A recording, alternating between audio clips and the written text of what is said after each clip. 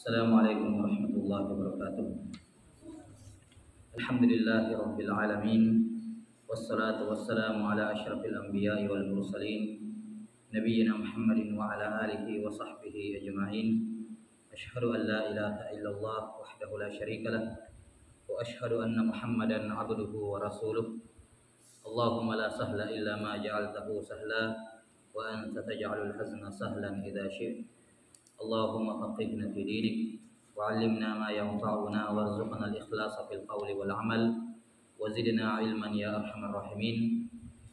Ya, kita lanjutkan penjelasan dari kitab Al-Yaqut An-Nafis fi Madhhab Ibn Idris karya Syekh Ahmad bin Umar Asy-Syafiri rahimahullah yang wafat tahun 1360 Hijriah. Kata beliau rahimahullahu taala masih dalam penjelasan berkenaan dengan pengantar ilmu fikih. Kata beliau, wa hukmu syari' fihi. Apa hukum syariat mempelajari ilmu fikih? Kata beliau, hukum mempelajari ilmu fikih itu ada 3 tingkatan. Tingkatan yang pertama al-wujubul aini, wajib aini, fardu ain. Fardu ain artinya semua laki-laki perempuan yang sudah baligh harus mempelajari fikih seperti ini.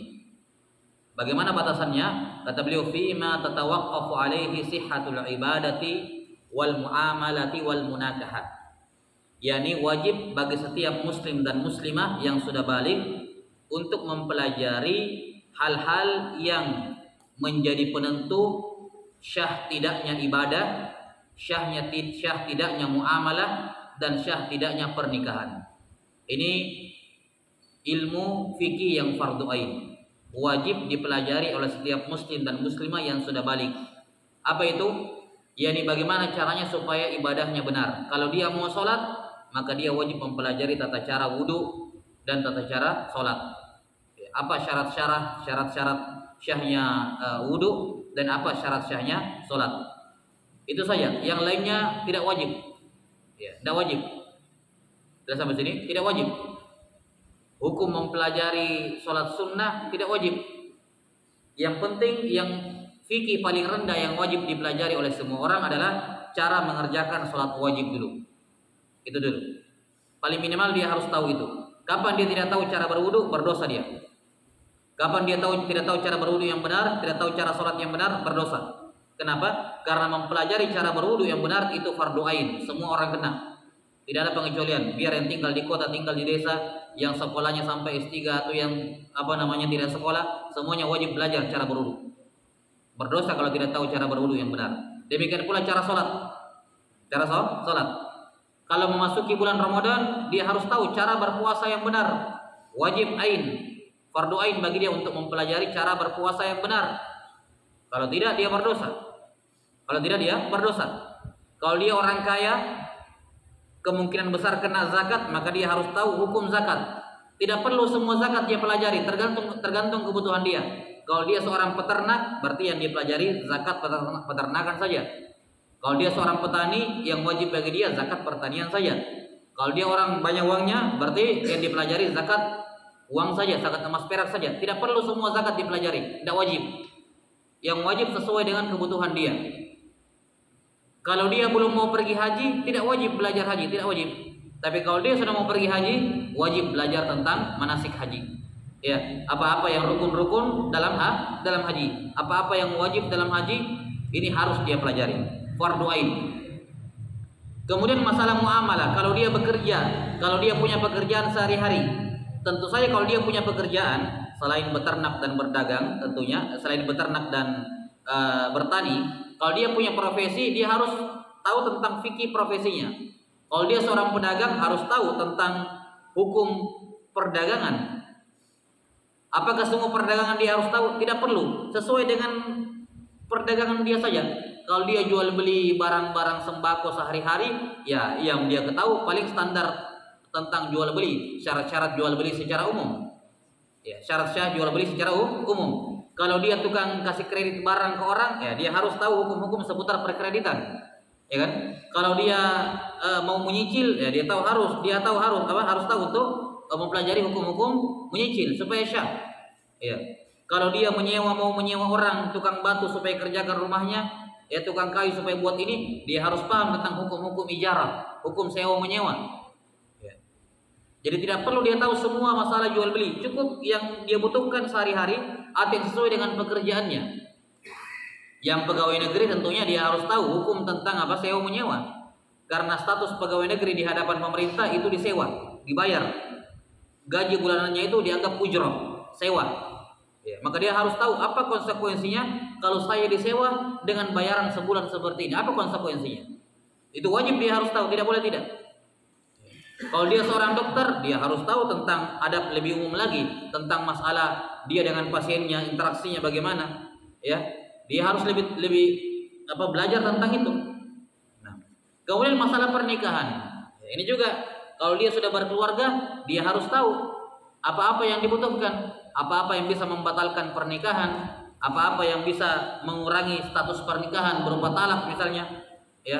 Kemudian masalah nafkah, sejauh mana, seberapa nafkah yang minimal yang harus diberikan, masalah segala hal. Ya, intinya adalah fikih yang fardu ain adalah fikih yang kita butuhkan pada kehidupan keseharian. Itu tidak boleh tidak, harus ditahu. Ya. Jadi fardu ain tingkatannya rendah, yani yang mau dipelajari tidak banyak. Yang wajib-wajib saja yang kita tahu. Level di atasnya wal kifai, wajib kifayah. Yani kalau sudah ada yang mempelajari ilmu yang fardu kifayah ini, ilmu fikih yang fardu kifayah, maka sudah gugur kewajiban dari yang lain. Kata beliau, fi ma zada ala dzalika ila bulughi darajatil fatwa. Ya, jenjang wajib kifayah adalah mempelajari fikih lebih daripada sekedar kadar wajib sampai jenjang di mana dia bisa berfatwa. Sampai dia bisa berfatwa. Berfatwa artinya dia sudah bisa menjawab pertanyaan. Dia sudah bisa menjawab pertanyaan berkenaan dengan apa? Berkenaan dengan fikih. Ya. Itu hukumnya fardu kifayah. Dia misalnya orang miskin, tapi dia seorang penuntut ilmu, ya dia perlu belajar fikih zakat, walaupun dia tidak akan mengeluarkan zakat. Fikih zakat bagi, ya mohon maaf misalnya, bagi orang miskin, fikih zakat dan fikih haji. Kalau dia seorang penuntut ilmu supaya dia ingin jadi ustadz misalnya, itu fardu kifayah bagi dia. Tidak fardu ain tapi fardu kifayah. Kenapa? Karena dia ingin bisa menjawab pertanyaan. Dia ingin sampai di derajat fatwa. Ya. Maka fardu kifayah bagi dia. Walaupun dia tidak akan keluarkan zakat, dia tidak mau pergi haji, tapi karena dia ingin sampai di jenjang fatwa, jenjang bisa menjawab pertanyaan, dia fardu kifayah mempelajari itu. Ya. Kemudian wan nadbu fi ma zada ala dzalik, dan mempelajari fikih hukumnya sunnah pada kelebihan daripada itu. Di atasnya lagi jenjang fatwa. Di atasnya lagi jenjang fatwa. Nah, tentunya yang kita perhatikan bagi kita kaum muslimin secara umum adalah jenjang yang pertama, yakni yang mana ilmu-ilmu fikih yang fardu ain. Yang kalau saya tidak pelajari itu saya berdosa. Kalau saya tidak tahu di situ saya berdosa. Perempuan tentunya haid itu tiap bulan dialami, itu fardu ain dia pelajari. Ya. Dan kalimat fardu ain bukan artinya dia harus masuk pesantren belajar, dia harus ikut pengajian di masjid-masjid, majelis taklim belajar. Bukan itu yang wajib. Yang wajib adalah dia tahu jawabannya, walaupun hanya dengan sekedar bertanya. Adapun mendatangi majelis taklim hukumnya sunnah, tapi belajar hukumnya wajib. Belajar hukumnya wajib. Mendatangi majelis taklim, belajar di pesantren hukumnya sunnah semua. Tapi yang wajib belajar, dan belajar bisa di mana saja. Dan belajar bagaimanapun caranya, banyak caranya. Cara belajar paling minimal bertanya kalau tidak tahu. Ya, bertanya kalau tidak tahu. Kemudian berikutnya wanisbatuhu ila sairil ulum. Apa hubungan ilmu fikih dengan ilmu-ilmu lainnya? Kata beliau al-mughayaratu laha, beda antara ilmu fikih dengan ilmu lain. Berbeda. Nah, beda ilmu fikih dengan ilmu Quran, ilmu fikih beda dengan ilmu bahasa Arab, tentunya jelas perbedaannya. Walaupun sekali lagi ilmu-ilmu syariat itu ketika dikatakan mughayarah dan mubayanah berbeda, bukan berarti berbeda dan tidak ketemu, enggak. Ya, ilmu-ilmu syariat itu sifatnya paralel. Memang mereka berada di rel masing-masing. Bahasa Arab ada relnya, kemudian ilmu fikih ada relnya, ilmu tafsir ada relnya, akidah ada relnya, masing-masing ada relnya, tapi nanti ada titik di mana setiap rel ini ketemu. Karena ilmu Islam tidak berdiri sendiri. Nah, rel yang paling menghubungkan antara semuanya adalah ilmu bahasa Arab. Karena ilmu bahasa Arab ini dibutuhkan di semua ilmu, di semuanya. Mau belajar dalam apapun, kalau tidak bisa bahasa Arab, tidak bisa apa-apa di semua ilmu agama. Ya. Nah, jadi ilmu ini walaupun satu persatunya beda pembahasannya, tapi ada paralel di antaranya, ada hubungan satu sama lain. Wa fadluhu, apa keutamaan mempelajari ilmu fikih? Fawqanuhu ala sairil ulum. Keutamaan ilmu fikih ini berada di atas semua ilmu. Berada di atas setiap semua ilmu. Nah, yakni karena ilmu akidah dengan ilmu fikih ini ilmu maqasid namanya. Ilmu yang menjadi tujuan orang belajar ini dua ini. Ilmu maqasid itu ada dua, ilmu tauhid dengan ilmu fikih. Selain dari dua ilmu ini namanya ilmu wasail, ilmu sarana. Bahasa Arab sarana, ya. Mustalah hadis sarana, ya. Tajwid sarana, ya. Semuanya tafsir sarana. Semua ilmu-ilmu selain dari akidah dan fikih semuanya sarana. Intinya dua ilmu ini yang mau kita pelajari. Tapi tidak mungkin kita pelajari dua ilmu ini dengan lengkap kecuali mempelajari ilmu-ilmu sarana tadi itu, bahasa Arab, nahwu, usul dan seterusnya. Yang terakhir, wawadi'uhu, siapa yang pertama kali meletakkan ilmu fikih? Kata beliau, humul a'immatul mujtahidun. Mereka adalah para ulama a'immah mujtahid. Imam Abu Hanifah, Imam Syafi'i, sebelumnya Imam Malik, Imam Syafi'i dan Imam Ahmad. Ya, mereka lah para ulama yang meletakkan ilmu-ilmu fikih dan juga para ulama mazahib yang lain. Ya, ini sekilas berkenaan dengan pengantar yang disebutkan oleh penulis rahimahullahu taala. Sekarang masuk ke pembahasan yang pertama adalah kitab At-Taharah. Kata beliau rahimahullah, At-Taharah. Para ulama rahimahumullahu taala memulai pembahasan kitab At-Taharah. Perlu diketahui fikih dalam pembahasan hukum Islam itu ada 4 jenis fikih. Yang pertama ada namanya fikih ibadah. Yang kedua adalah fikih muamalah, maliyah, transaksi keuangan. Yang ketiga adalah fikih angkihah, fikih pernikahan. Dan yang keempat adalah fikih jinayat, fikih tentang tindakan kriminal. Ya, jadi fikih secara umum dalam hukum Islam, dalam buku-buku Islam ada 4. Yang pertama fikih ibadah, yang kedua fikih muamalah, yang ketiga fikih fikih al-ankihah, dan yang keempat fikih al-jinayat. Yang pertama fikih ibadah. Selalu para ulama memulai fikih dari 4 jenis fikih ini, selalu memulai dengan fikih ibadah. Kenapa? Karena dari semuanya ibadah yang paling penting. Dan asal manusia diciptakan untuk beribadah kepada Allah. Maka wajar para ulama selalu memulai pembahasan fikih dengan fikih ibadah dulu. Apa itu fikih ibadah? Wudu, salat, zakat, puasa, haji. Ini 5 fikih ibadah. Selalu dimulai dengan fikih ibadah dalam fikih.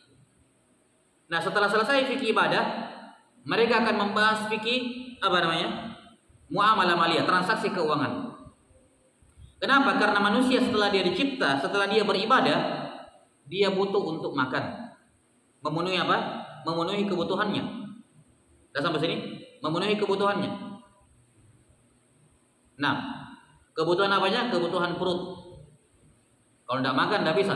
Dan satu-satunya cara untuk makan, kecuali kalau dia tanam sendiri ya, itu pun ada ininya. Intinya adalah dibutuhkan, terkadang kita menginginkan sesuatu, kita mau makan sesuatu, tapi kita tidak punya. Yang punya orang lain. Nah, bagaimana caranya supaya punya orang itu saya bisa ambil, saya makan tanpa dilarang oleh agama? Nah, inilah yang diatur dalam apa? Dalam fikih muamalah, fikih transaksi keuangan. Gunanya apa? Untuk memenuhi kebutuhan perut. Nah, kemudian di urutan nomor 3, fikih pernikahan. Fikih pernikahan ini ya untuk memenuhi kebutuhan syahwat. Untuk apa? Memenuhi kebutuhan kemaluan. Didahulukan kebutuhan perut dibandingkan kebutuhan kemaluan dalam fikih. Kenapa? Karena kebutuhan perut tiap hari dibutuhkan, setiap saat dibutuhkan. Maka para ulama mendahulukan pembahasan mengenai kebutuhan perut dibandingkan kebutuhan kemaluan berupa pernikahan. Jelas? Nah, jadi setelah terpenuhi kebutuhan syahwat perutnya, setelah itu di urutan nomor 3 terpenuhi syahwat kemaluannya. Biasanya namanya manusia normalnya kalau manusia pada umumnya kapan syahwat perutnya terpenuhi, syahwat kemaluannya terpenuhi, biasanya dia akan berlaku zalim kepada orang. Berlaku zalim kepada orang. Karena penyebab kezaliman di antara manusia adalah masalah ini, pemenuhan syahwat perut dan syahwat kemaluan. Akan terjadi kezaliman. Karena itulah dibahas di fikih yang terakhir hukum tentang jinayat. Bagaimana menyikapi kezaliman-kezaliman yang terjadi di antara sesama makhluk. Jadi ini urutannya para ulama, tidak asal menyusun. Mereka mulai dengan fikih ibadah, baru fikih tentang jual beli, ya, transaksi keuangan, baru fikih pernikahan, baru fikih tentang jinayat, perbuatan tindakan kriminal. Jelas ya? Nah, jadi mereka mulai dengan fikih ibadah. Fikih ibadah yang paling penting tentunya yang paling penting dari ibadah adalah sholat. Ibadah yang terpenting, ibadah badan yang terpenting adalah sholat. Namun berhubung sholat tidak syah tanpa toharah, maka toharah didahulukan. Ya, toharah didahulukan. Jelas ya? Karena itulah para ulama senantiasa membuka pembahasan fikih mereka dengan kitab toharah. Karena ia merupakan syarat syahnya sholat. Walaupun sholat adalah ibadah yang terpenting, tapi dia tidak syah tanpa toharah, maka toharah didahulukan. Kata beliau rahimahullahu ta'ala, Al-taharatu lughatan an-nadhafatu wal khulusu minal adnas. Taharah secara bahasa adalah berbersih dan membersihkan diri, ya, dan berlepas diri dari berbagai macam kotoran. Adnas, kotoran. Baik kotoran itu, kata beliau, hissiyatan kanat kal anjas au ma'nawiyatan kal uyub. Baik kotoran itu sifatnya hissiyah, terlihat oleh panca indera seperti najis, atau kotoran yang sifatnya ma'nawiyah, tidak terlihat oleh panca indera seperti aib. Jadi toharoh secara bahasa adalah perbuatan membersihkan diri dari semua kotoran. Itu toharoh secara bahasa. Perbuatan membersihkan diri dari kotoran. Kotoran apa yang dimaksud di sini? Kata beliau toharoh ada dua. Kotoran itu ada dua. Ada kotoran yang terlihat dengan mata. Ada kotoran yang kelihatan pakai mata, kelihatan wujudnya. Kotoran yang kelihatan pakai mata. Dan ada kotoran yang tidak kelihatan secara kasat mata. Kita harus menghindar berlepas diri dari dua jenis kotoran ini. Kotoran yang kelihatan dengan mata dan kotoran yang tidak kelihatan dengan mata. Contoh kotoran yang kelihatan dengan mata, kata beliau seperti najis. Kelihatan pakai mata. Maka membersihkan diri dari najis itu toharoh secara bahasa. Kita katakan walaupun bukan najis, yang penting itu dianggap kotor, walaupun bukan najis tapi kotor, maka itu juga dianggap toharoh. Misalnya ludah, dahak, ya kan? Ludah, dahak itu tidak najis, tapi secara urf itu kotor. Maka kita harus apa? Membersihkan diri. Jelas sampai sini? Membersihkan diri. Jelas? Contoh lain misalnya, makanya tidak boleh orang menelan dahak. Dahak itu yang dari otak tidak boleh ditelan. Memang tidak najis tapi kotor. Tidak boleh seorang menelan kotoran. Sampah tidak najis tapi tidak boleh dimakan, kan begitu? Najis. Sampah dari sayur yang ini kan tidak najis tapi tidak boleh dimakan. Karena semua yang kotor tidak boleh dimakan. Harus seorang berlepas diri, membersihkan diri dari semua kotoran, baik kotoran itu najis maupun bukan najis. Semisal dengannya mani. Mani ini tidak najis, tapi dia kotor secara urf. Sampai sini kotor secara urf. Karena itulah tidak boleh seorang menelan mani, tidak boleh. Sampai sini tidak boleh seorang menelan mani. Walaupun suci tapi dia kotor secara urf, tidak boleh. Jelas? Itu kalau kotorannya kelihatan pakai mata, harus dijauhi, ya, baik itu kotoran najis maupun tidak najis, tapi kalau dipandang oleh urf itu kotor ya sudah. Kemudian yang kedua ada kotoran yang tidak kelihatan, ma'nawiyah, yang tidak kelihatan pakai mata. Apa itu? Kal uyub, seperti aib maksudnya itu seperti syirik kepada Allah Ta'ala, melakukan kesyirikan kepada Allah, meyakini keyakinan kesyirikan kepada Allah, itu kotor. Makanya Allah mengatakan innamal musyrikuna najas. Orang musyrik itu najis. Bukan badannya yang najis. Badannya orang kafir suci kalau disentuh, tidak ada masalah. Tapi yang dimaksud dalam ayat ini orang musyrik najis, yakni keyakinannya. Karena keyakinan dia ini kotor. Meyakini Allah itu satu dari yang tiga, ya, meyakini Nabi Isa itu anaknya Allah. Itu apa? Keyakinan yang kotor. Tidak boleh seorang muslim berkeyakinan dengan itu. Itu keyakinan yang najis. Jelas? Demikian pula sifat iri, dengki, hasad, ya, ini semua kotoran dalam hati seorang. Seorang muslim harus membersihkan dirinya sebagaimana dia membersihkan dirinya dari kotoran yang kelihatan pakai mata, dia juga harus membersihkan dirinya, hatinya dari kotoran yang tidak terlihat oleh mata, berupa kesyirikan, dosa-dosa, iri, dengki, hasad dan seterusnya. Itu harus dia bersihkan dirinya. Allah Ta'ala berfirman, "Qad aflaha man zakkaha." Telah beruntunglah orang yang menyucikan dirinya, menyucikan jiwanya, yakni menyucikan jiwanya dari hal-hal yang dari kesyirikan, dosa-dosa, kesombongan, iri, hati dengki dan seterusnya. Itu harus dihilangkan. Dan kata para ulama, dari dua jenis tohara ini, tohara maknawiyah lebih penting dibandingkan tohara hissiyah. Memang tohara wudu, mandi junub itu penting untuk keabsahan sholat, tapi tidak ada gunanya kalau dalam hatinya ada kesyirikan. Tidak ada gunanya. Kalau dalam hatinya seorang meyakini kesyirikan, tidak ada gunanya wudunya. Ya. Maka seorang harus perhatian, jangan sampai dia memperbaiki tampangnya, memperbaiki rupanya, memperbaiki pakaiannya, dia bersihkan semuanya, fisiknya, pakaiannya, dia pakaian yang bersih, tidak mau pakaian yang kotor, tapi hatinya dia kotori dengan kesyirikan, dengan dosa, dengan iri, dengan dengki, dengan hasad, dengan sombong. Ini salah prioritas. Salah prioritas dalam membersihkan. Karena Allah tidak melihat fisik kita, tapi Allah Ta'ala melihat hati kita. Maka kebersihan yang paling penting sebelum dia membersihkan pakaian tubuh dan tempatnya adalah membersihkan hatinya dari dosa-dosa dan kekurangan-kekurangan lainnya. Ya, ini toharoh secara bahasa. Kata beliau rahimahullah, syar'an wa syar'an. Adapun toharoh secara istilah syariat. Toharoh setelah menurut istilah syariat. Apa itu toharoh? Kata beliau, fi'lu ma tatawaqqafu alaihi ibahatun walau min ba'dil wujuhi aw thawabun mujarrad. Toharoh secara syariat adalah suatu perbuatan, fi'lun. Jadi bukan ucapan, tapi dia perbuatan. Perbuatan apa? Fi'lu ma tatawaqqafu alaihi ibahah. Perbuatan yang menentukan boleh tidaknya dia sholat. Perbuatan yang menentukan boleh tidaknya dia sholat. Perbuatan yang menentukan dia boleh sholat atau tidak, itu namanya toharoh. Itu namanya apa? Toharoh. Walau min ba'dil wujuh, walaupun pembolehannya hanya pada sebagian sisi. Walaupun pembolehannya hanya pada sebagian sisi, au sawabun mujarrad, atau perbuatan yang dilakukan hanya untuk mendapatkan pahala. Ya, ini definisi tohara yang beliau sebutkan di sini sebenarnya cukup pelik ya dan butuh dijelaskan. Sudah kita terangkan di kitab sebelumnya definisi tohara yang lebih mudah dipelajari.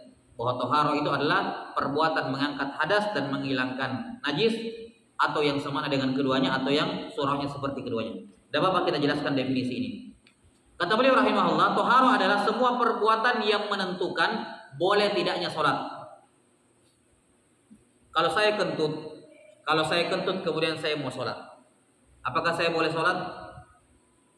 Tidak boleh. Kapan saya boleh sholat? Kalau saya berwudu. Maka berwudu ini menentukan saya boleh sholat atau tidak. Kalau saya berwudu saya boleh sholat. Kalau saya tidak berwudu saya tidak boleh sholat. Maka berwudu ini dikatakan toharoh karena dia yang menentukan boleh tidaknya seorang sholat. Kalau saya junub atau ada perempuan haid nifas kemudian suci dari haid nifasnya, suci, kemudian dia mau sholat, orang junub mau sholat, apakah boleh dia sholat? Jawabannya tidak boleh. Apa yang menentukan dia boleh sholat atau tidak? Patokannya adalah mandi junub. Maka mandi junub ini adalah perbuatan yang menentukan dia boleh sholat atau tidak. Maka mandi junub, mandi wajib ini dikatakan toharoh. Karena toharoh adalah perbuatan yang menentukan dia boleh sholat atau tidak. Dan bagi perempuan junub dan perempuan haid dan nifas, demikian pula junub, ketika dia suci dari haid dan nifasnya, nanti dia boleh sholat kalau dia mandi junub, mandi wajib. Maka mandi wajib ini dikatakan toharoh karena dia menentukan dia boleh sholat atau tidak. Ya. Kalau saya mau sholat, tapi di pakaian saya ada kencing, kena kencing pakaian saya, apakah saya boleh sholat? tidak boleh sholat. Kapan saya boleh sholat? Kalau saya sudah siram kencing yang ada di pakaian saya itu. Ya, maka perbuatan menghilangkan najis itu termasuk toharoh. Kenapa? Karena perbuatan menghilangkan najis itu menentukan seorang boleh sholat atau tidak. Kalau di pakaianmu ada najis, tidak boleh sholat, tidak boleh sholat. Kalau pakaianmu sudah bersih dari najis, kamu sudah boleh sholat. Berarti yang menentukan seorang boleh sholat atau tidak adalah menghilangkan najis pada pakaian, tubuh dan tempat. Maka ucapan penulis rahimahullah, toharo adalah perbuatan yang menentukan boleh tidaknya orang sholat, tercakup di dalamnya 3 jenis toharo, yaitu wudu, mandi wajib, dan membersihkan najis. Karena 3 hal ini yang menentukan seorang boleh sholat atau tidak. Wudu, mandi junub, dan membersihkan najis. Kemudian kata beliau rahimahullah, walau min ba'dil wujuh, walaupun pembolehan sholat itu hanya pada sebagian sisi, ya, yakni kamu dibolehkan sholat tapi tidak secara mutlak, dibatasi pembolehan sholatnya. Bagaimana bentuknya? Kata para ulama, contohnya adalah tayamum. Tayamum, kalau saya habis kentut, kemudian saya mau sholat, saya mau berwudu, tidak ada air, maka saya apa? Tayamum. Nah, ketika saya tayamum, selesai tayamum, maka tayamum ini membolehkan saya sholat, boleh saya sholat. Tidak sampai sini. Cuman kata para ulama, satu tayamum hanya boleh dipakai untuk satu sholat wajib. Tidak boleh satu tayamum dipakai untuk 2 sholat wajib, tidak boleh. Satu tayamum hanya boleh dipakai untuk satu sholat wajib.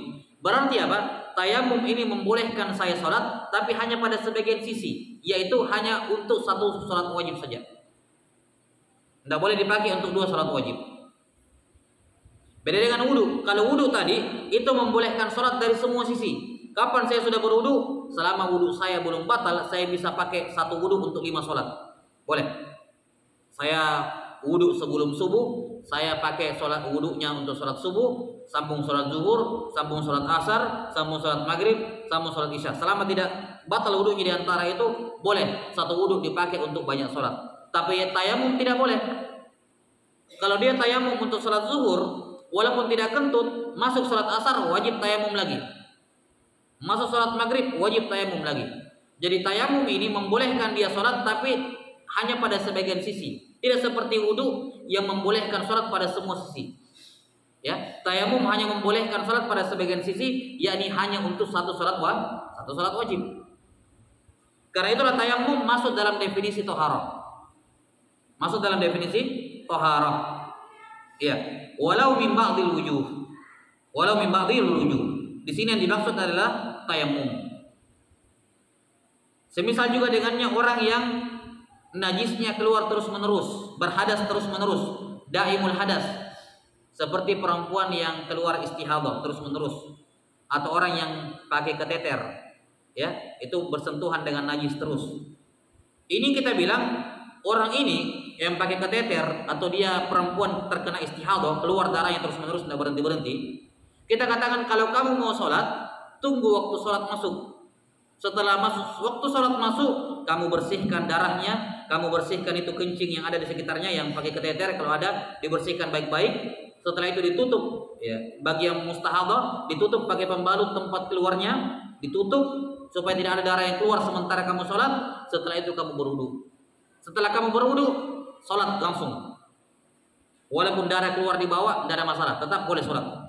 Walaupun dia bersentuhan dengan najis, dengan kateter yang melengket itu, tetap boleh sholat. Bersama sini, dibolehkan kamu sholat. Wudu yang kamu lakukan tadi wudu darurat, boleh kamu sholat, tapi hanya untuk satu sholat itu saja. Yani kalau mau masuk wudu berikutnya, dia harus berwudu ulang kembali, dia harus ganti lagi pembalutnya semuanya, dia harus bersihkan semuanya.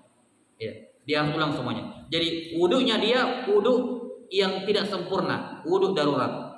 Ini juga masuk dalam pembahasan tohar.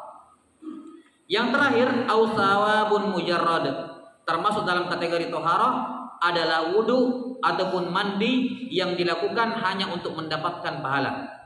Wudu atau mandi yang dilakukan hanya untuk mendapatkan pahala. Ada wudu yang tidak mengangkat hadas. Ada wudu yang tidak membolehkan seorang sholat hanya untuk mendapatkan pahala, yaitu memperbaharui wudu. Ada orang sudah wudu di rumah, sampai ke masjid panas-panas, tidak batal wudunya, dia berwudu lagi, boleh. Dan ini masih masuk dalam pembahasan dalam definisi toharoh. Kenapa? Karena wudunya ini untuk mendapatkan pahala, sekedar untuk mendapatkan tambahan pahala. Ada orang mandi Jumat hukumnya sunnah, tidak mengangkat hadas. Semua mandi yang tidak mengangkat hadas itu hukumnya mandi sunnah. Ya. Maka ketika seorang mandi Jumat, hadas tidak terangkat karena memang dia tidak berhadas, tidak ada hadas besar. Cuman apa? Dia mandi Jumat untuk mendapatkan pahala. Maka mandi Jumat ini termasuk toharoh. Karena masuk dalam definisi toharoh adalah semua mandi dan wudu yang dilakukan untuk apa? Untuk mendapatkan pahala. Ya. Saya mau baca Quran, berwudu dulu. Disunnahkan berwudu dulu. Walaupun boleh membaca Quran dalam keadaan berhadas, boleh. Yang penting tidak menyentuh Quran. Yang penting tidak boleh menyentuh Quran. Dia baca Quran dari hafalannya, boleh tidak pakai wudu, tapi disunnahkan dia wudu. Nah, wudu-wudu yang sunnah seperti ini, demikian pula mandi-mandi yang sunnah, ini juga masuk dalam definisi toharoh. Karena definisi toharoh termasuk di dalamnya awsawabun mujarrad, yakni wudu dan mandi yang dilakukan hanya untuk mendapatkan pahala. Ya, termasuk dalam mandi dalam apa definisi toharoh adalah cucian kedua dan yang ketiga dalam wudu. Wudu kan yang wajib cucian yang pertama, itu yang wajib. Cucian yang kedua dengan yang ketiga hanya untuk menambah pahala saja. Disunnahkan untuk mendapatkan tambahan pahala. Maka yang masuk dalam definisi toharoh bukan cuma cucian yang pertama, tapi juga cucian yang kedua dan cucian yang ketiga. Karena kedua dan yang ketiga tujuannya untuk mendapatkan pahala. Wallahu a'lam bishawab. Sudah? Ya. Cukup dulu kita azan. Sudah masuk baru-baru masuk atau tadi? Baru-baru take azan. Sudah kan? Ya. Masih ada yang kedengaran? Kalau ada yang masih ada yang kedengaran ini salawatnya di luar. Masih ada salawat ya? Salawat. Masih ada salawat. Ya. Baik, ini selesai definisi toharah. Jadi toharoh adalah semua perbuatan yang menentukan boleh tidaknya orang sholat. Dan itu ada 3, yaitu wudu yang wajib, yang kedua mandi yang wajib, dan yang ketiga membersihkan najis. Dan membersihkan najis itu wajib. Jelas? Yang kedua termasuk dalam definisi toharoh, walau min ba'dil wujuh, walaupun pembolehan sholatnya hanya pada sebagian sisi. Di sini yang dimaksud adalah tayamum, karena tayamum hanya membolehkan sholat 1 kali wajib, 1 kali sholat wajib saja. Demikian pula toharohnya orang yang hadasnya tidak berhenti. Ini juga masuk dalam pembahasan toharoh. Dia boleh sholat tapi hanya untuk 1 kali sholat wajib. Kemudian toharoh juga masuk dalam kategori sawabun mujarrad, hanya untuk mendapatkan pahala. Yang dimaksud di sini adalah wudu yang sunnah, mandi-mandi yang sunnah, dan juga cucian-cucian yang sunnah. Baik cucian ketika wudu atau cucian ketika menghilangkan najis. Misalnya ada najis di meja ini, kita siram 2 kali sudah hilang, maka disunnahkan menambahkan siraman yang ketiga. Nah, siraman yang ketiga ini dihukumi sunnah, hanya untuk mendapatkan tambahan pahala saja. Ya, wallahu taala alam bisawab. Ini selesai pembahasan dari definisi toharoh. Nah, kata beliau rahimahullah, wasailu toharati wa maqasiduha. Wasailu toharoh, alat yang dipakai untuk bertoharoh, sarana untuk mewujudkan toharoh, dan maqasiduha, inti dari toharoh. Kata beliau rahimahullah, li toharati arba'u wasail wa arba'atu maqasid. Toharoh, untuk mewujudkan yang namanya toharoh, itu ada 4 alat, 4 sarana yang bisa dipakai untuk mewujudkan toharoh. Namanya wasailut toharoh, wasilah, sarana untuk mewujudkan toharoh. Ada 4. Wa arba'atu maqasid, dan toharoh juga ada 4 intinya. Ada 4 amalan yang merupakan toharoh. Apa itu?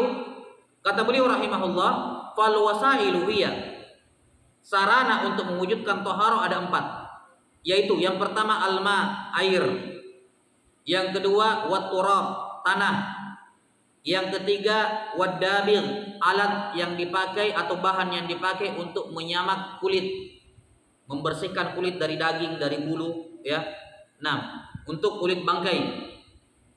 Dan yang keempat, hajarul istinja, batu yang dipakai atau bahan yang dipakai untuk cebok sebagai pengganti air, sebagai pengganti air.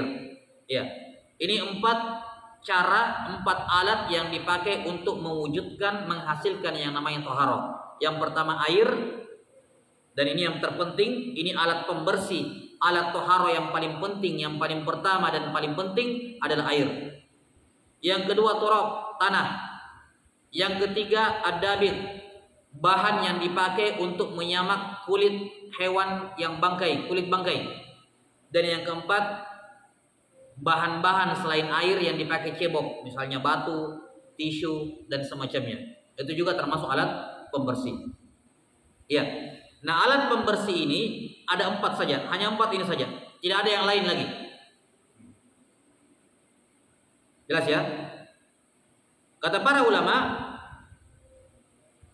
sinar matahari itu bukan alat pembersih. Sinar matahari, cahaya matahari itu bukan alat pembersih. Alat pembersih cuma 4: air, tanah, pembersih kulit bangkai, dan yang dipakai cebok selain air. Itu saja. Sinar matahari itu bukan wasailut thaharah, bukan alat berbersih. Ya. Kemudian angin itu juga bukan alat untuk berbersih. Karena itulah tidak syah seorang berbersih dengan sinar matahari. Tidak boleh seorang berbersih dengan angin, tidak syah. Misalnya ada kencing di lantai, di teras rumahnya ada kencing, anaknya misalnya kencing, dia tidak siram, ada sinar matahari, siangnya panas, kemudian kencingnya menguap, ya, kemudian hilang dari lantai, hilang. Maka kita katakan lantai itu masih dihukumi najis, lantainya masih najis, belum suci, walaupun kencingnya sudah hilang. Kenapa? Karena hilangnya pakai sinar matahari, dan sinar matahari bukan alat berbersih yang syah. Ya.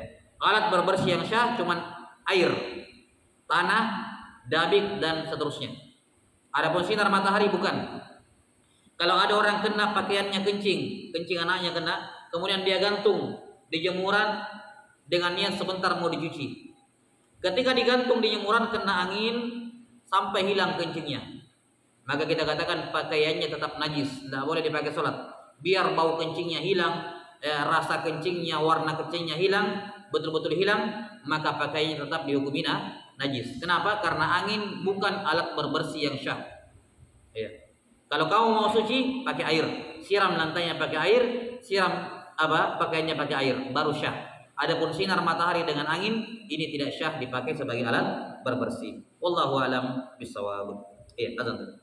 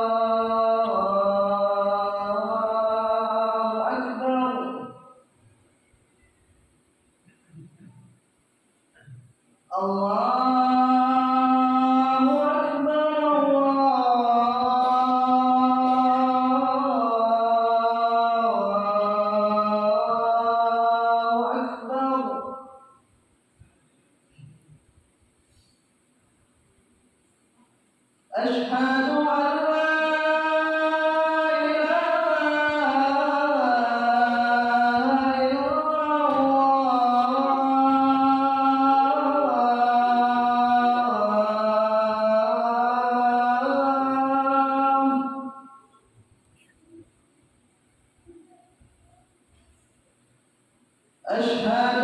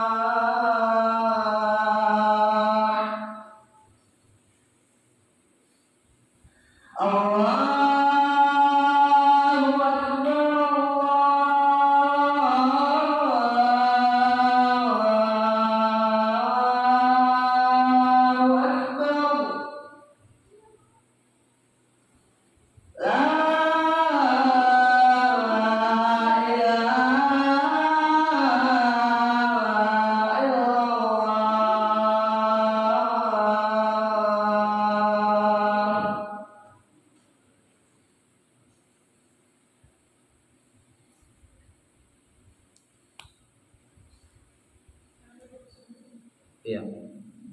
Jadi 4 alat yang dipakai bertoharo, hanya 4 saja.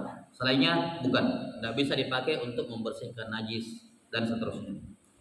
Itu pun dari 4 alat bersuci ini, yang paling luas pemanfaatannya hanya air saja. Air bebas, mau dipakai wudhu, dipakai mandi junub, membersihkan najis, semuanya bisa. Air ini yang paling luas pemanfaatannya. Kenapa? Karena air tidak hanya bisa mengangkat hadas, dia juga bisa menghilangkan najis beserta semua bekas-bekasnya, hilang, bersih.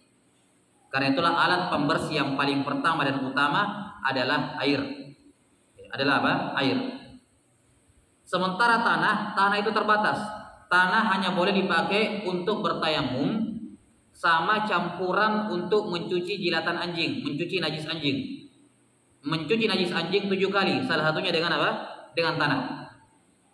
Jadi tanah ini hanya dibolehkan untuk 2 penggunaan, yaitu apa? Yaitu untuk tayamum sama untuk dijadikan campuran air ketika mencuci najis mughalladhah, najis berat seperti anjing. Selain daripada itu tanah tidak boleh dipakai. Misal ada kotoran kucing, ditimbun saja pakai tanah, enggak suci. Ya, tanah tidak bisa menghilangkan najis, tidak bisa. Tanah hanya bisa dipakai untuk tayamum sama campuran air untuk anjing, jilatan anjing, najis anjing. Selainnya tidak boleh. Ada kakinya misalnya injak kotoran sapi, dia gosok di tanah, tidak suci, sandalnya tetap najis. Karena tanah tidak bisa menghilangkan najis. Jelas? Jadi pemanfaatannya terbatas. Beda air, kalau air luas sekali. Dia bisa untuk dia mengangkat hadas kecil, mengangkat hadas besar, mengangkat najis, dengan semua bekas-bekasnya najis terangkat semuanya. Kalau tanah penggunaannya cuma 2, tayamum sama campuran air untuk jilatan untuk najis anjing. Itu saja. Selain daripada itu tanah tidak boleh dipakai, tidak syah dipakai. Ya.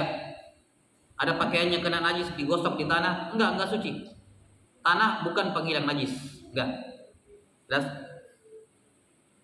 Kemudian yang ketiga, ad-dabik, bahan yang dipakai untuk menyamak kulit yang bangkai. Misalnya ada kambing mati ditabrak. Ini kan hitungannya bangkai. Ya, mati karena ditabrak, bangkai. Nah, kulitnya kambing ini, kulitnya juga dihukumi bangkai. Tapi kulit ini bisa menjadi suci. Kapan? Kalau disamak. Apa artinya disamak? kita bersihkan kulit kambing yang mati bangkai tadi, dibersihkan dari daging dan bulu. Jadi dari dalam dibersihkan daging sampai tidak ada yang tertinggal dagingnya, dari luar dibersihkan bulu yang melekat padanya. Jadi tinggal apa namanya? Kulit tok. Itu namanya samak. Nah, kalau kulit bangkai, kulit kambing yang mati bangkai tadi sudah bersih dari daging di dalam, sudah bersih dari bulu di luar, nah itu sudah jadi suci. Sudah jadi apa? Suci. Nah, bahan yang dipakai untuk membersihkan itu namanya dabik. Saya nggak tahu, mungkin apa kalau di buku-buku fikih disebut yang rasanya menyengat seperti jeruk nipis, ya, atau yang semacamnya yang dipakai untuk membersihkan itu semua. Ya, jelas ya. Nah itu dabik. Nah dabik ini anggaplah misalnya jeruk nipis, dia hanya boleh dipakai untuk kulit bangkai, tidak boleh dipakai untuk membersihkan najis yang lain. Misalnya ada najis kotoran ini di tangannya, dia ambil jeruk nipis, dia gosok-gosok begini, dahsyat. Karena penggunaan jeruk nipis terbatas hanya untuk kulit bangkai saja, tidak boleh dipakai untuk yang lain. Jelas ya. Yang terakhir hajarul istinja, yang dipakai cebok sebagai pengganti air. Ya, akan dibahas nanti bahwa selain air ada yang boleh dipakai cebok yang lain seperti batu atau tisu atau kain yang kering atau daun yang kering, tisu yang kering, batu yang kering, itu semua bisa dipakai menghilangkan najis. Boleh. Tapi hanya untuk cebok, nggak boleh dipakai yang lain. Batu, tisu hanya untuk cebok. Tidak boleh kencing diambil pakai tisu kemudian dibilang bersih, enggak syah.